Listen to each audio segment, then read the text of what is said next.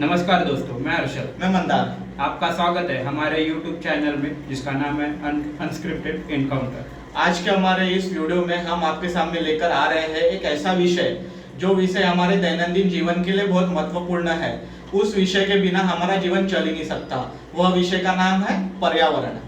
और आज इस पर्यावरण के विषय पे हमारे साथ चर्चा करने आए हैं, उनका नाम है नेताजी चिंचुलकर। वह राष्ट्रीय स्वयंसेवक संघ के नागपुर महानगर के पर्यावरण प्रमुख संयोजक करके काम देखते हैं। चलो नेताजी की तरफ जाएंगे।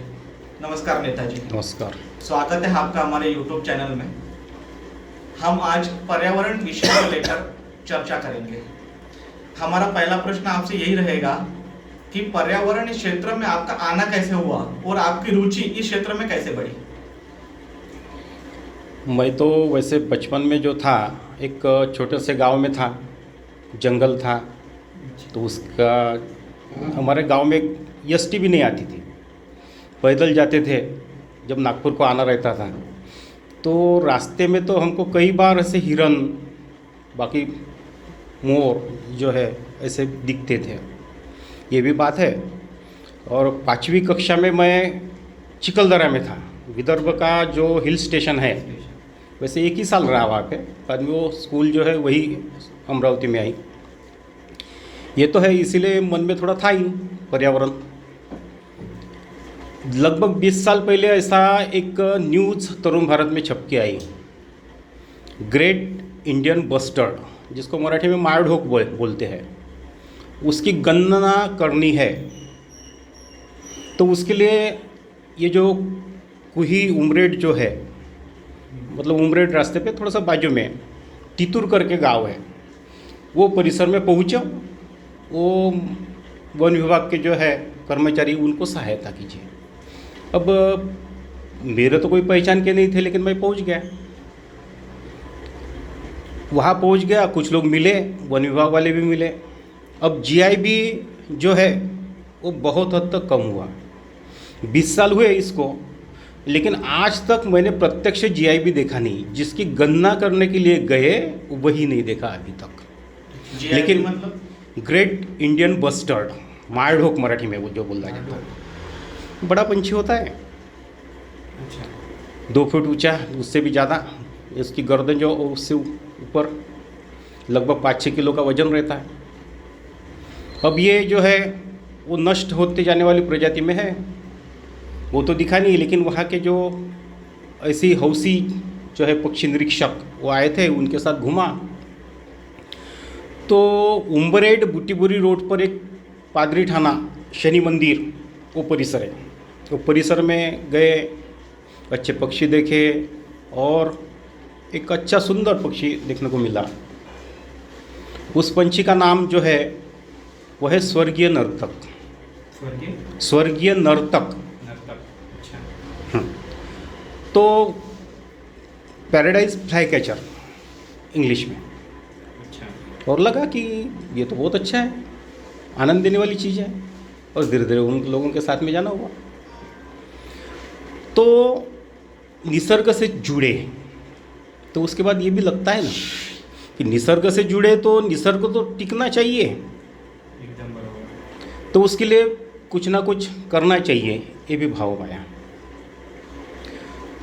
संघ में कार्यरत था ही, विविध जिम्मेदारियाँ थी, तो भाग कार्यवाह भी था। एक नागपुर के 12 भाग है संघ की दृष्टि से, उसके एक भाग का भाग कार्यवाह था।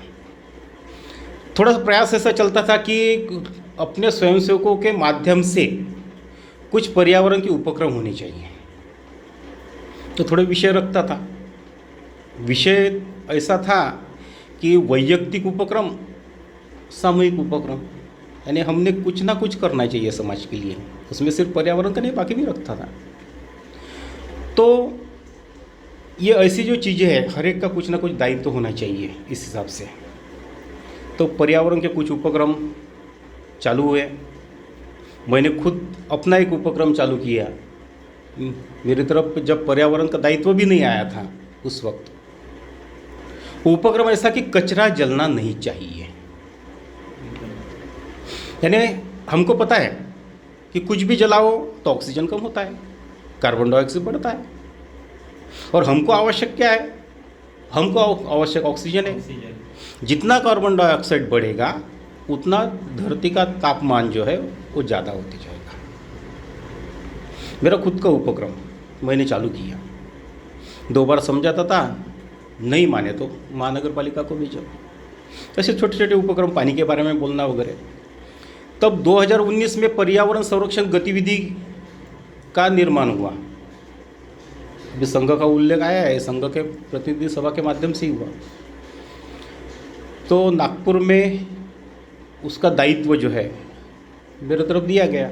तो पर्यावरण के संबंध में जो बाकी जो है काम कृत्य ये चालू है। अच्छा, जैसे कि अभी नागपुर से है, तो नागपुर में ऐसी कौन सी चुनौतियाँ है पर्यावरण को लेकर? पर्यावरण की चुनौतियाँ तो पूरे विश्व में ही है। एक तो क्या है कि एयर क्वालिटी इंडेक्स, सबसे ज़्यादा हमको आवश्यकता कौन सी है? तो हवा की आवश्यकता है।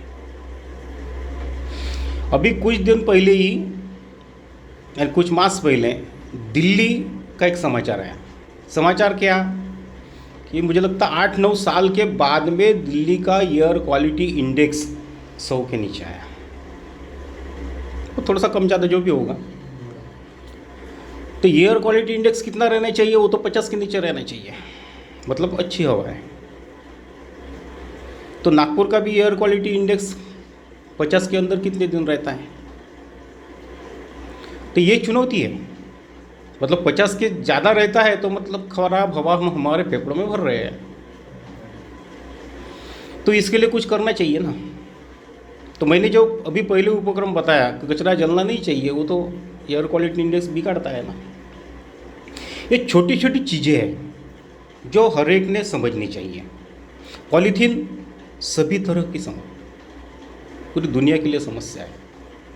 कानून है, लेकिन मेरे अकेले से क्या होता है? मैं अकेला लाऊंगा तो ऐसा कौन सा फर्क पड़ने वाला है? क्या सरकार क्यों नहीं दिखती? ऐसा लगता है। तो पॉलीथीन की समस्या है। नागपुर को अभी तक पानी के बारे में उतना तो नहीं लगता, लेकिन धीरे धीरे पानी की समस्या आएगी। तो ये जो समस्याएं है इसके तरफ ध्यान देने के लिए आवश्यकता है। तो खुद से चालू करो। पॉलीथीन का जिक्र आया, तो कौन सी पॉलीथीन यूज़ करनी चाहिए? फिर उसमें भी रहता है ये, और लोग अपन बोलते हैं कि पॉलीथीन का यूज़ नहीं करना चाहिए, पर लोग बोलते हैं कि पहले गवर्नमेंट ने बंद करना चाहिए। जिसकी जहाँ से बनती है वो फैक्ट्रियाँ बंद हो जानी चाहिए। अगर फैक्ट्री बंद हो जाएगी तो फिर लोग भी बेरोजगार हो जाएंगे। फिर उसके लिए क्या? पॉलीथीन का कानून महाराष्ट्र में तो भी सिंगल यूज़ प्लास्टिक जो है उसके निर्माण पे पाबंदी है। लेकिन होता क्या है, चोरी छुपे चल गया निर्माण होता है। यानी हर एक व्यक्ति ने अपने हिसाब से ये भी करना चाहिए कि मैं अगर नौकरी करता हूँ तो नौकरी करता मेरा समय है 10 से 6, मैं 10 की जगह 10:30 को पहुँचता हूँ। मतलब जिम्मेदारी से थोड़ा सा हट गया ना मैं। वैसा ही है, जिनके तरफ इनके बयान लगाने की जिम्मेदारी है वो भी जिम्मेदारी से हट रहे हैं। ये ठीक है, ऐसा है। और कैसा है होता है कि हमारा देश लोकतांत्रिक देश है। तो दूसरा फैक्टर ये भी आता है कि कानून अगर कड़ा कर दिया जाए तो वोट कम होते हैं। पॉलिटिकल ड्रामा क्या, और वो स्वाभाविक है, कोई भी ऐसा ही है। तो हमारी भूमिका ऐसी है कि विरोध नहीं, विकल्प। ये तो होना ही चाहिए। लेकिन दूसरे तरफ ये भी होना चाहिए कि हमने लोगों को ही समझाना चाहिए। लोगों की मानसिकता अगर चेंज होते गई तो अपने आप सरकार भी कार्रवाई करना चालू करेगी। मतलब वोट का जो है वो इश्यू तो कम हो गया, और हमारा दायित्व है। संघ का उल्लेख हो ही रहा है, तो ये गीत है संघ का, केवल सत्ता से मत करना परिवर्तन की आस। सिर्फ सत्ता नहीं करेगी, कौन करेंगे? सर्वसामान्य नागरिक करेंगे परिवर्तन। सहाय रहेगा सत्ता का, प्रशासन का सहायता रहेगा। अब सर्वसामान्य नागरिक तो एक साथ आते नहीं एकदम, तो जो समझदार है उन्होंने आगे आना चाहिए।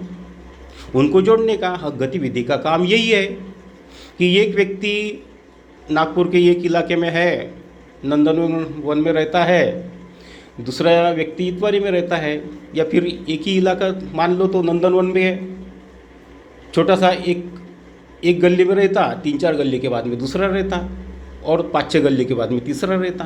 तो ये 3 लोगों को एक साथ लाओ। गणित की भाषा में 1 अधिक 1 अधिक 1 3 हो गए, लेकिन सामुदायिकता के विषय अगर देखें तो 1 अधिक 1 अधिक 1 3 नहीं होते, वो 13 तक बन जाते हैं या उससे भी ज़्यादा बनते हैं।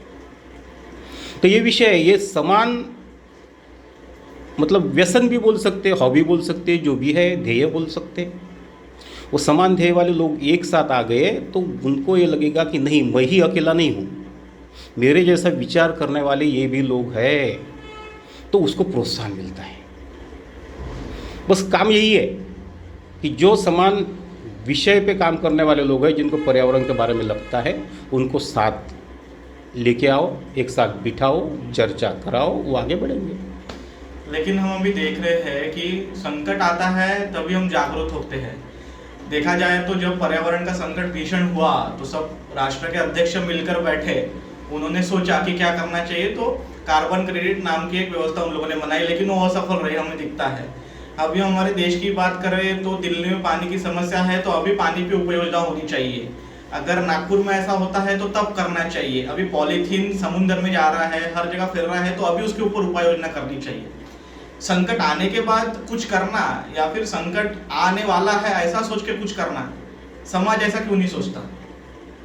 मैंने वही तो कहा ना कि समाज की जागरूकता जो है वो बढ़ाने के लिए हमको ही प्रयास करने के, जो समझदार लोग हैं उन्होंने ही आगे आके करना पड़ेगा। एक उदाहरण, सिंगल यूज़ प्लास्टिक बैन है, लेकिन कैसा बैन है हमको पता है, जगह जगह मिलता है, आज भी बाजारों में मिलता है। अब नागपुर का ही अपना गोकुलपेट बाजार, धर्मपेट, उस गोकुलपेट बाजार में कुछ महिलाएं जाती थी, इनरव्हील क्लब, उन्होंने अपने पैसे से वहाँ पे थैलियाँ दी। परिणाम हुआ, लेकिन विशेष नहीं हुआ। तो अपने कुछ स्वयंसेवक जो है उन्होंने हफ्ते में 1 दिन 1 घंटे के लिए जाना चालू किया। उनको भी, जो महिलाएं जाती थी उनको भी प्रोत्साहन मिल गया, और ये इनके जाने की वजह से लोगों में भी जागरूकता थोड़ी बहुत आई, और धीरे धीरे महानगर पालिका प्रशासन ने भी उसमें ध्यान देना चालू किया। तो ऐसा कह सकते हैं कि लगभग 90% तो भी गोकुलपेट बाजार का सिंगल यूज प्लास्टिक खत्म हुआ। ऐसा उपक्रम नागपुर के 5 बाजारों में चलता है। एक गिट्टी खदान है, मनीष नगर है, बेलतरोड़ी है, और अभी सोमलवाड़ा के वहाँ भी चल रहा। तो मनीष नगर बाजार कुछ बार महानगर पालिका के कर्मचारी जो है वो आए हैं। अगर कोई जाता है मनीष नगर के बाज़ार में, तो बाकी बाज़ार से अगर तुलना करता है तो ध्यान में आ जाता है कि बाकी के तुलना में यहाँ 70% तो भी कम है। मतलब हम पास ही नहीं हुए, डिस्टिंक्शन में पहुँच गए, लगभग पहुँच गए हैं। तो हमने 70% कम किया। किसी को लगेगा कि अरे यार फिर भी लोग लेते हैं क्या, डिप्रेशन नहीं आना चाहिए। हमने 70% कम किया, ये पॉजिटिव चीज़ है। यानी उतना हमने कम किया, गाय गैया के पेट में जाना कम हुआ, वो कचरे में जाना बंद हुआ, नालियों में जाना बंद हुआ। ये पुण्य का काम है कि नहीं है, ये तो सोचना पड़ेगा। हमने इतना कम करके दिखाया, ठीक है, आएगा प्रशासन। एक विषय ऐसा भी आता है कि पॉलीथीन पे तो हमने चर्चा कर ली, लेकिन दूसरा जो भीषण संकट हमारे ऊपर है कि अंधाधुंध पेड़ों की कटाई। हाईवेज बन रहे हैं, रोड्स बन रहे हैं, विकास हो रहा है, इंफ्रास्ट्रक्चर डेवलपमेंट हो रहा है, लेकिन उसके पीछे पेड़ों की कटाई हो ही रही है। अगर गवर्नमेंट 1000 पेड़ों की 2000 पेड़ों की काटने की परमिशन देती है तो भ्रष्टाचार के कारण वो डबल 5000 10,000 पेड़ कट जाते हैं। तो समाज ऐसा क्यों नहीं सोचता कि हम पेड़ लगाएं, पेड़ों को जगाएं, कि समाज इंफ्रास्ट्रक्चर जरूरी है, लेकिन पेड़ों का कटना भी उसमें कहीं ना कहीं गलत है, ऐसा नहीं लगता? पेड़ का कटना तो गलत है ही, लेकिन विकास भी आवश्यक है। अब दोनों चीज़ें को ध्यान रखना पड़ेगा। कैसा है कि एक जगह से दूसरे जगह जाने के लिए आज तो सब जाना, ये जो हुआ यातायात सब पेट्रोल डीजल पे आ गया है। मतलब वो रास्ता अगर ज़्यादा घुमाव वाला है, ज़्यादा इसका है, रास्ता बराबर नहीं है, तो हमको समय ज़्यादा लगेगा, मतलब पेट्रोल डीजल तो ज़्यादा गया है। अगर वो रास्ता सीधा बनता है तो पेट्रोल डीजल कम गया। मतलब दोनों की स्थिति भी देखनी पड़ेगी। यानी लोगों को लगता भी है कि हम जल्दी जानी चाहिए, लेकिन ये भी देखना पड़ेगा कि जो पेड़ पहले लगे हैं वो कम से कम कटे वो है ही, उसके सिवा जितने पेड़ हमने लगाए उसके 5 गुना लगाए जाने चाहिए।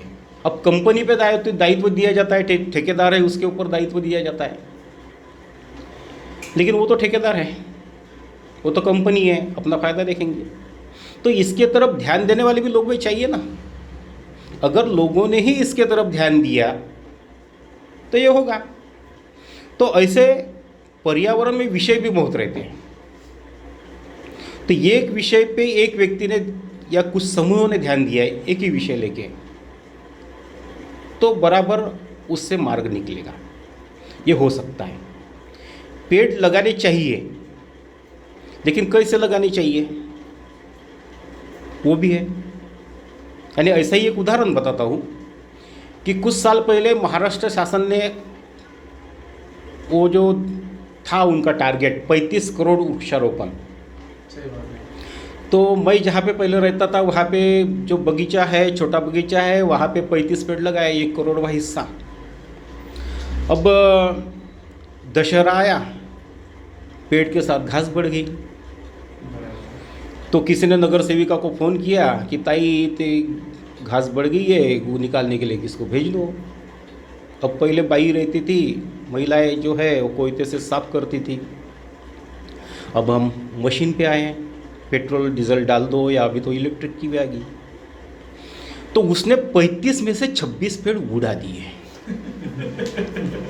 ये वृक्षारोपण की स्थिति है, थोड़ी कम थोड़ी ज़्यादा, मतलब प्रशासन ने लगाया।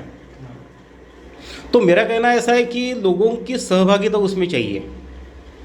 अगर यही 35 पेड़ बस्ती के 7-8 लोगों को जिम्मेदारी दी रही थी कि एक-एक की तरफ 4-5 पेड़ों की, उसके बाजू का जो घेरा है 1.5 फुट का घेरा साफ करो, उसको थोड़ा बहुत हरदम पानी डालते जाओ, तो ये घेरा साफ होना मतलब वहाँ का कचरा उतना ही साफ कर दिया रहता। तो जिसको पेड़ के बारे में कुछ भी नहीं समझता उसको भी ध्यान में आया रहता है कि ये पेड़ जानबूझकर लगाया गया है।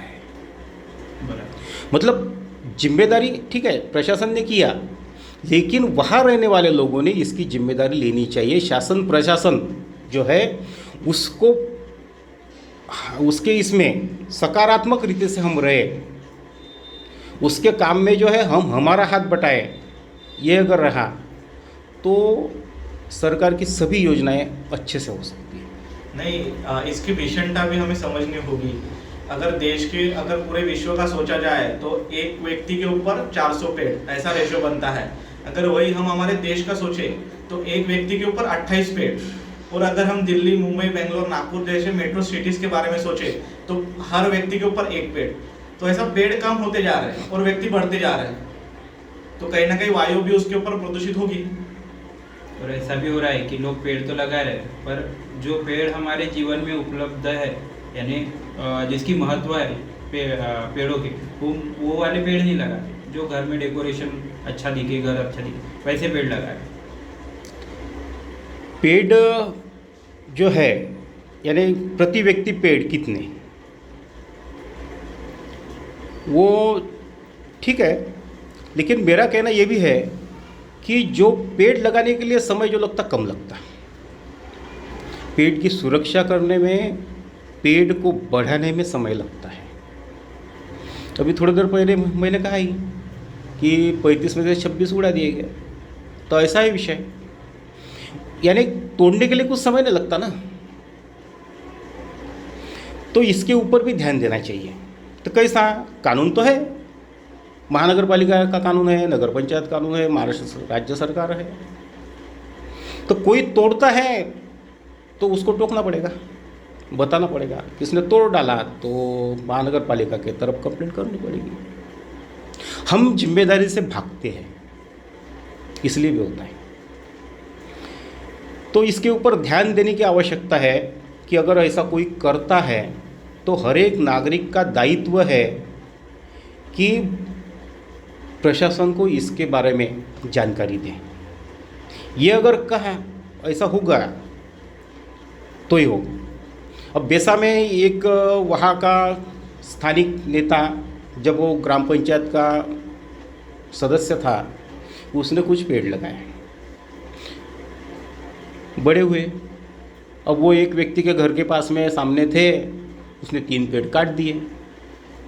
अब ये जो पंचायत सदस्य था उसको बहुत बुरा लगा, उसने केस बना डाली। तो ये करना तो पड़ेगा ना। लोग जिम्मेदारी से भागते, इसीलिए प्रॉब्लम है। हम भारत के नागरिक, हमारी जिम्मेदारी हमने संभालनी चाहिए। ये अगर करें तो बहुत सी समस्याएं हल होगी, कम भी होगी। पेड़ के साथ साथ अगर दूसरी तीसरी जो सबसे बड़ी समस्या हमारे देश में या फिर हमारे शहर में दिखती है वो पानी की समस्या है। अभी नागपुर शहर में पानी मुबलक उपलब्ध है, तो अगर सुबह आप घूमने निकले, गाड़ी से निकले या फिर शाम में निकले, तो लोगों का पाइप से घर के सामने पानी डालने का प्रमाण बहुत ज़्यादा है। 20-25 बाल्टी तो उसमें ख़त्म हो जाती। वही नागपुर के लिए वैसी स्थिति है कि पानी मुबलक है इसीलिए उसको उड़ाओ, लेकिन बाकी शहरों में पानी नहीं है। तो नागपुर में उसे सीखना चाहिए। नागपुर में पानी मुबलक है, इसका मतलब क्या है? हमारे नागपुर शहर में पीने का पानी 70 किलोमीटर दूर से आता है, पेज का जो इलाका है वहाँ से। नागपुर शहर में कहाँ पानी है, ये सोचना पड़ेगा ना। ज़मीन में कितना पानी है, यह है ना। अब देखिए, मैं विषय बोलता हूँ, यानी पानी कहाँ से आता है? पेज से। जिसके खेत में बारिश आती है, जिसके जंगल में बारिश आती है, वो उस पानी का उपयोग नहीं कर रहा। कौन उपयोग कर रहा? बाहर का व्यक्ति। नागपुर के लोग। कैसे? पढ़े लिखे लोग, वाइट कॉलर लोग, ये उपयोग कर रहे हैं। अगर वो पेज देवलाबार, वो परिसर में रहने वाला व्यक्ति यहाँ पे आता है नागपुर में, अभी आपने जो कहा वो आने वाला तो है नागपुर में, क्योंकि जिले का स्थान है, सरकारी कामकाज के लिए आने ही वाला है। वो ये जो अगर देखेगा कि मेरे खेत का पानी मैं नहीं उपयोग कर पाता, और नागपुर के लोग ऐसा उपयोग करते हैं कि आंगन में सड़ा डालने के लिए पाइप चलाते और 150-200 लीटर पानी फेंक डालते हैं। वो प्रत्यक्ष नहीं बोलेगा, लेकिन गाली तो देगा मन ही मन, क्योंकि ये पानी अगर उसको मिलता तो उसकी एक फसल ज़्यादा। तो वही मेरा कहना है कि लोगों ने जागरूक होकर एक करना पड़ेगा। नागपुर जिले के अपने forest warden, honorary forest warden थे गोपाल ठोसर, जिन्होंने सोनेगांव तालाब को बचाने के लिए ने प्रमुख भूमिका निभाई। बाकी लोग भी थे उसमें, नितिन जी ने उनका सत्कार भी किया। वो एक वाक्य बोलते थे, और वो वाक्य ऐसा था कि आपको जो चीज़ अच्छी नहीं लगती उसके बारे में कम से कम एक बार तो भी बोलिए। अभी पॉलीथीन के बारे में भी वही है, किसी के हाथ में 3-4 पॉलीथीन दिखते हैं, आप बोलिए ना कम से कम कि क्या आपके पास थैली नहीं है, क्यों लेते हैं पॉलीथीन। पानी रास्ते पे इतना डालते हैं, आप बोलिए तो कम से कम कि आपको अगली पीढ़ी के लिए पानी नहीं मिलेगा। मैं तो बोलता हूँ अगली पीढ़ी के लिए नहीं, हमको ही पानी नहीं मिलेगा अगर अभी से नहीं बचाए तो। मैं जहाँ पे रहता हूँ, पिपड़ा हुड़केश्वर, मेरे घर के सामने जो छोटा सा कुआं था, वो प्लॉट वाले ने जो किया था तैयार, उसमें वहाँ पे 10 साल पहले, 8 साल पहले पानी था। आज पानी नहीं है। बाजू वाले ने बुझा दिया उसको, डाल दी मिट्टी। मतलब 8-10 साल में इतना परिणाम हुआ। अब बस्ती बढ़ रही, बोर हो रहे, तो कुछ साल में तो ख़त्म होना ही है पानी। तो ये जो है, ये बोलना पड़ेगा।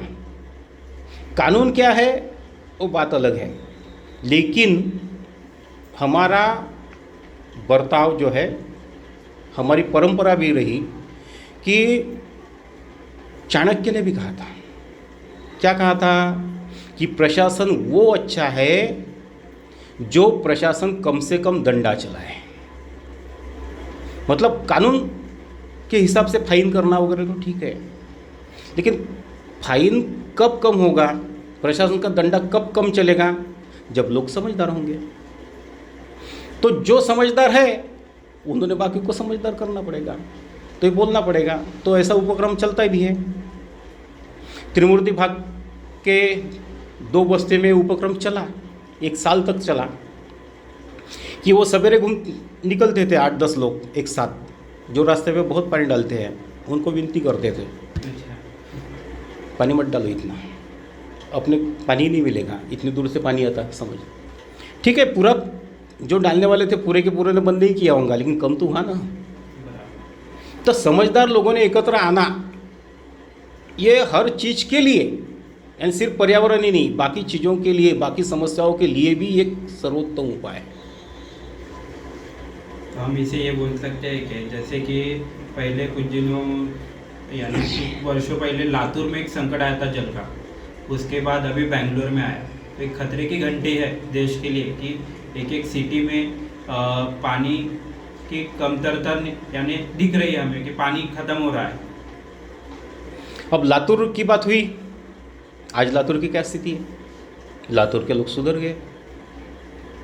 लातूर के लोगों ने एक साथ आके रोज समय देकर पेड़ लगाना चालू किया। संकट आने के बाद सुधरे। ठीक है, संकट आने के बाद सुधरे, ठीक है, लेकिन सुधरे तो सिर्फ सरकार के ऊपर नहीं जिम्मेदारी डाली।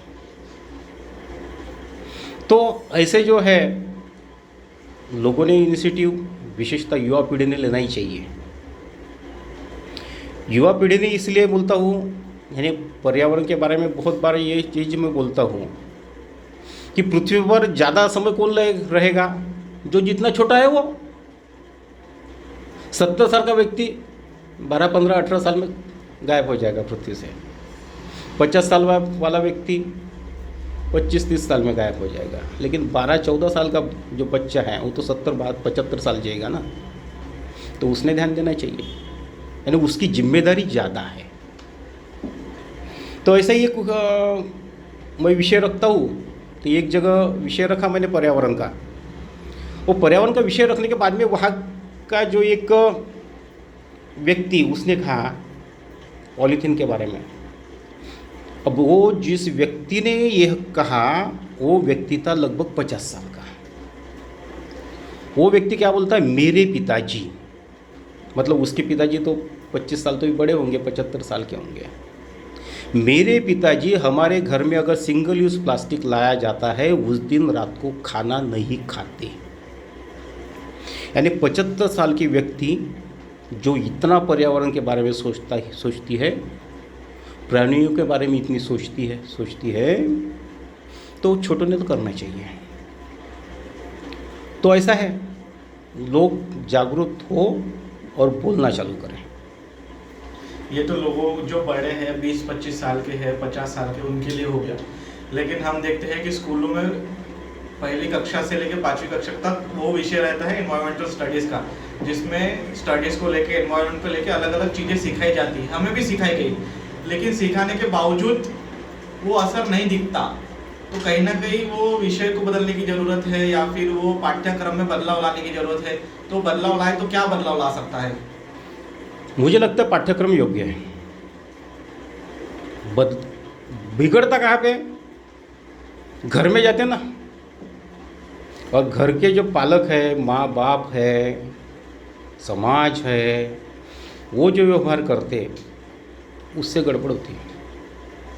यानी उदाहरण के तौर पर, यानी रेड सिग्नल में गाड़ी नहीं जानी चाहिए, लेकिन माँ स्कूल में छोड़ती है, निकल जाते ना आगे।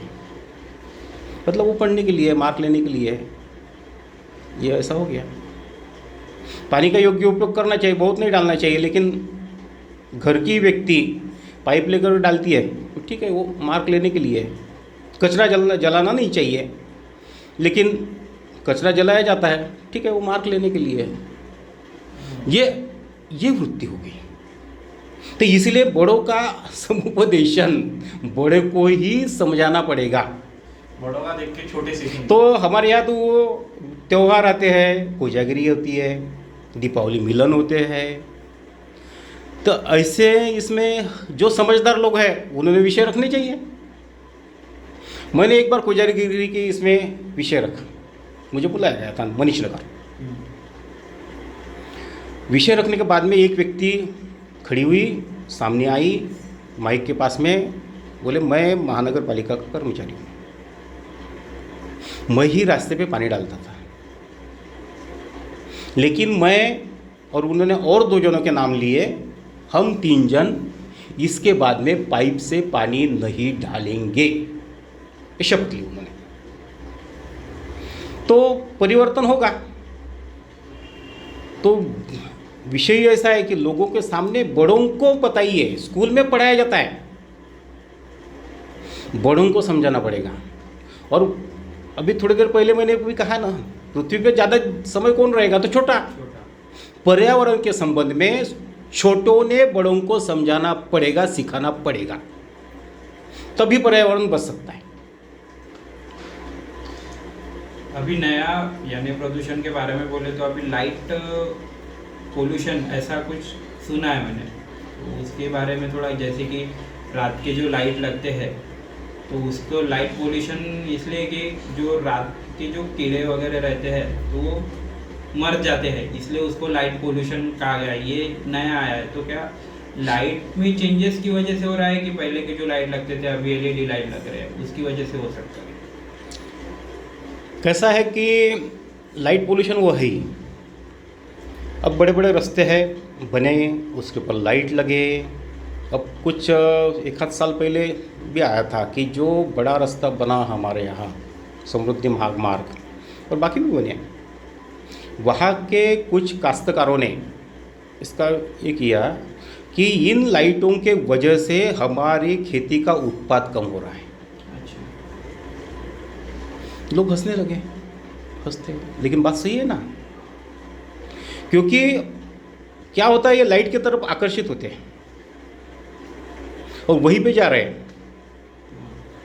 उसके कारण परिणाम क्या हुआ, पोलिनेशन ये जो होना चाहिए, परागीकरण, उसके लिए जो संख्या रहनी चाहिए कीटों की, वो कीट लाइट के तरफ जाने के कारण वो एक साथ यानी मेल फीमेल ही साथ नहीं आते हैं, ऐसी स्थिति हो रही है। अच्छा। यानी कुछ कुछ कीटों के बारे में, इसके बारे में संशोधन होना भी चाहिए। ये पूरा सही है नहीं है ये मैं तो आज तो नहीं कह सकता, लेकिन ये हो रहा है। जुगनू, काजवा आपण मराठीत म्हणतो, वो दिखते थे पहले, आज कम है ना, तो ये भी लाइट का परिणाम है। यानी ज़्यादा जहाँ पे एकदम घना अंधेरा है वहाँ पे जुगनू दिखेंगे, लाइट में नहीं दिखते, तो परिणाम इनके ऊपर हो ही रहा है। तो आवश्यकता है इस तरह चीज़ों पर ध्यान देने की। और नेताजी, जैसे कि अभी पेड़ लगाने की एकदम सिंपल टेक्निक क्या है कि जैसे कि घर में फल वगैरह लाते हैं तो उसकी जो सीड्स आती है वो हम इसका यूज़ किस तरह से कर सकते हैं? हम हमारे घर में फल तो लाती ही है, और कुछ फल ऐसे जो होते हैं कि जो हमारे क्षेत्र में, हम विदर्भ की बात करें तो विदर्भ में जो सहजता से हो सकते हैं। संतरा नहीं, संतरे का तो कलम करना पड़ता है, लेकिन बाकी जो चीज़ें है, इमली, चिचबुलाई जो है, आम हो गया। आम है, तेंदू विदर्भ का खास फल है वो। तो ये ऐसे सीताफल, रामफल हमारे यहाँ उगने वाले हैं, जामुन। तो ऐसे जो फल है उसके बीज जो है वो धो के छाँव में सुखाना, और छाँव में सुखाने के बाद में थोड़ा सा धूप काले में मिट्टी और थोड़ा गोबर, इसके गोले बनाना, बीच में जो रहेगा बीज रहेगा, तो इसको सीड बॉल या बीज लड्डू बोला जाता है। Seed ball. तो ये जो है वो बारिश के थोड़ा पहले या बारिश की इस मौसम में हम झुड़पी जंगल जहाँ पे है वहाँ पे डालें, तो बारिश आएगी, वो बीज लड्डू के ऊपर में आएगी, तो थोड़ा सा ढीला हो जाएगा वो, और वहीं पे मिट्टी रहेगी उसकी है ही उसमें, तो अपने आप तैयार हो गया पेड़। ये सीड बॉल की पद्धति है। लेकिन दूसरे उसके सिवा भी मेरा कहना कैसा है, लोग बारिश आई तो उत्साही हो जाते हैं, बस पेड़ लगाना है, पेड़ लगाना है। लाते कहाँ से हम? नगर सेवक के पास से, वन विभाग के पास से, बराबर। कई बार फ्री में मिल जाते, खरीद के भी लाते। किसी ने नर्सरी से भी लाया तो थोड़ा सा कितने का होगा, 150 का 200 का हो जाएगा। अब ये पेड़ हमने लगा दिए, अगर मान लो कि गैया भैंस ने खा लिया, या फिर बच्चे है कि क्रिकेट खेलते खेलते, फुटबॉल खेलते खेलते टूट गया, झगड़े हो गए, तोड़ डाला। अब गया तो क्या गया, फ्री में मिलने वाला पेड़ गया, या हमने खरीद के लाया होगा तो 150-200 का पेड़ गया, हो गया। 150-200 तो वैसे भी जाता। इसलिए हम आग्रह करते हैं कि हम हमारे घर में ही ये कुछ पेड़, 5 पेड़, 10 पेड़ घर में ही 1 साल तक बड़े करो। यानी ये जो बीज है हमारे यहाँ सहजता से लगने वाले जो पौधे हैं, उसको हम 1 साल तक हमारे घर में बड़े करेंगे। इसका मतलब क्या है, हमने उसको बच्चे के तरह ध्यान दिया। मेरे बच्ची ने उसको पानी डाला, मेरे माताजी ने उसके ऊपर ध्यान दिया, मतलब हमारा लगाव हो गया उसके साथ में। अब ये लगाव वाला जो है तो हम योग्य जगह ही लगाएंगे, क्योंकि लगाव हो गया, भावनात्मक जुड़ाव हो गया। ये सबसे अच्छा उपाय है। अगर एक बस्ती में 50 जनों ने ऐसा किया कि 5-5 पेड़, 6 पेड़, जो भी 10 पेड़ है, वो अपनी क्षमता अनुसार 1 साल तक बढ़ाए, तो 300 पेड़ तो वैसे हो गए तैयार। ये सबसे अच्छा उपाय है। यानी घर घर नर्सरी तैयार हो सकती है, हमारे घर में रहेगी वो। या ऐसा करने की आवश्यकता है। कुछ पेड़ समाप्त होते जा रहे हैं, जैसे रीठा, वो पाउच में ही दिखता है, यानी बाल सर धोने के लिए। लेकिन पहले तो वो रीठा का उपयोग हम नहाने के लिए करते थे। ठीक है, आज नहाने के लिए मत करो, लेकिन हाथ धोने के लिए तो कर सकते कि नहीं, हैंड वॉश। यानी उतना केमिकल नदी में कम जाएगा। लगा ही ना हर जगह रीठा का पेड़। शहतूत आज बच्चों को पता ही नहीं है। और शहतूत की खासियत ये है कि बाकी पेड़ जो है फल देने के लिए उनको 5-7 साल लगते होंगे, लेकिन शहतूत हमने उसकी कटिंग लगा दी, और ज़मीन अगर बराबर है, गमला है उसमें बराबर है, मिट्टी, खाद, तो 3-4 महीने में भी उसको फल चालू आ जाता है। अच्छा। आ जाते हैं। इसकी खासियत ये दूसरी भी ये भी है कि ज़मीन में रहे तो बड़ा होता है, गमले में रहे तो ज़्यादा बड़ा नहीं होगा, लेकिन उसको फल आ रहे। ज़मीन में लगाए तो जहाँ तक हाथ पहुँचता तब वहाँ तक के हमारे ऊपर वाले पंछियों के लिए। तो शहतूत के भी पेड़ बढ़ने चाहिए। यानी बड़, पिंपल, उम्बर ये लगाए जाते हैं। शहतूत होना चाहिए, रीठा होना चाहिए, और जहाँ तक हो सके देसी पेड़ ज़्यादातर हो। विदेशी का विरोध ऐसा नहीं है, लेकिन लगाया ठीक है, तोड़ो मत, लगाया है तो। लेकिन नए विदेशी पेड़ ना हो, अपने स्वदेशी हो, ऐसा प्रयास होना चाहिए। हम हमारे सनातन संस्कृति में धरती को माता कहते हैं, नदी को माता कहते हैं, पर्वत की पूजा करते हैं। यानी कि सहज भाषा में कहा जाए तो पर्यावरण हमारे सनातन संस्कृति से जुड़ा हुआ एक अंग है। लेकिन पर्यावरण की इतनी हानि, इसके बारे में आपका क्या सोचना है, अगर धार्मिक भावना से देखा जाए तो? हमारे यहाँ सनातन संस्कृति में त्योहारों से जोड़ा है, विविध उत्सवों से जोड़ा है। वट पूर्णिमा जो है, वट वृक्ष जो है उसकी पूजा करते हैं। दिवाली के दिन कुछ भागों में सूरन, एलिफेंट फूट जो कहा जाता है, उसकी सब्जी बनाई जाती है, सूरन की। मकर संक्रांति के समय वो पेंडी, अपने महाराष्ट्र में पेंडी बोलते हैं उसको, यानी एक प्रकार का कंद है, वो है। हमारे यहाँ विविध मैसेज भी हमने पढ़ लिए व्हाट्सएप पे, फेसबुक पे, ये लगाने से इतना पुण्य मिलता, इससे ये पुण्य मिलता। अभी चल रहा है क्या कोई तो जुड़े हैं। तो इस हिसाब से काम करना तो पड़ेगा। यानी कैसा है कि मेरा राशि का वृक्ष, ये भी संकल्पना है, अच्छा है, राशि वृक्ष की। राशि तो उसके ऊपर ध्यान दें। यानी हमारे यहाँ ये विषय है, ये अब लोगों के मन में आना चाहिए, वही है ना कि लोगों को फिर से उनके मन में ये वृत्ति जगाने का काम जो समझदार है उन्होंने करना पड़ेगा। यानी कैसा है कि निर्माल्य, वो ठीक है, निर्माल्य नदी में डालते थे, कुएं में डालते थे। अब पहले कैसा था कि हम हमारे घर के जो फूल थे वही भगवान को चढ़ाते थे और ठीक है एक साथ करके हम डाल देते थे। जनसंख्या कम थी, हम हमारे ही घर के डालते थे फूल। अब हम रईस भी बन गए तो खरीद के लाते हैं फूल, मस्तपैकी पाव किलो आधा किलो खरीद के लाते हैं। काय में लाते हैं? पॉलीथीन में लाते हैं। तो वो चढ़ाते हैं, वही पॉलीथीन में हम नदी में डाल रहे हैं। जनसंख्या कम थी, सिर्फ फूल डालते थे, चल जाता था। लेकिन हम ज़्यादा डाल रहे, जनसंख्या भी बढ़ रही, पॉलीथीन में डाल रहे, तो ये तो बंद करना पड़ेगा ना। वो तो पूज्य है नदी, तो उसको कचरा कैसे करेंगे? नहीं, ये भावना जो है वो जगानी पड़ेगी। तो उपक्रम में भी ये भी सोचाता हूँ। पुणे का एक व्यक्ति है, शासकीय कर्मचारी है, वो हर रोज उसका ऑफिस छूटने के बाद में मुठा नदी का कोई एक आधा ब्रिज चुनता है या वहाँ पे जाता है और वहाँ खड़ा रहता है हाथ में तख्ती लेकर कि इसमें कचरा नहीं डालना है। और लोग कोई डालते हैं तो वहाँ जमा करता है, वो महानगर पालिका उसके बाद में लेके जाती है। तो वैयक्तिक तौर पर कर सकता है, तो हम संगठित हैं, हमने भी करना चाहिए ऐसा उपक्रम।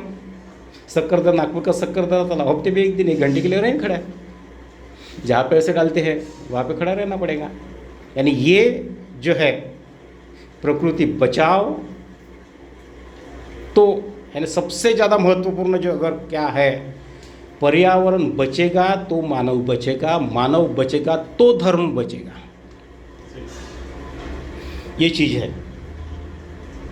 तो इसके तरफ जो है हमारे यहाँ जो पहले कहा गया है कि परमेश्वर ने जो निर्माण किया है वो अगली पीढ़ी के तरफ जैसा का जैसा अगर जाता है, उससे अच्छी स्थिति में जाता है, तो ये सबसे बड़ा पुण्य है, तो करना पड़ेगा। आपने अभी जैसे एक व्यक्ति का उदाहरण दिया, वैसे हमारे समाज में, देश में ऐसे बहुत से व्यक्ति हैं जिन्होंने अपना संपूर्ण आयुष्य इस पर्यावरण के लिए दे दिया है।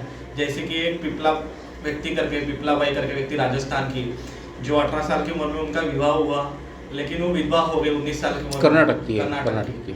उसके बाद उन्होंने अपना संपूर्ण आयुष्य पर्यावरण के लिए दे दिया। कहा जाता है कि उन्होंने अभी तक के 1.5 लाख से 18 लाख तक के पेड़ उनके क्षेत्र में लगाए हैं। तो ऐसे काम करने वाले लोग हैं। एक दिलीप कुलकर्णी करके है, पर्यावरण के विषय में बहुत किताबें लिखी है। वो खुद शायद एमटेक हुए थे, लेकिन सोचा उन्हें कि नहीं, पर्यावरण के लिए ही काम करना है। तो खुद का व्यवहार जो है एकदम सादगी भरा। गांधी जी ने कहा था कि धरती जो है हर व्यक्ति की ज़रूरत पूरी कर सकती है, लेकिन लोभ, ग्रीड वो नहीं पूरी कर सकती।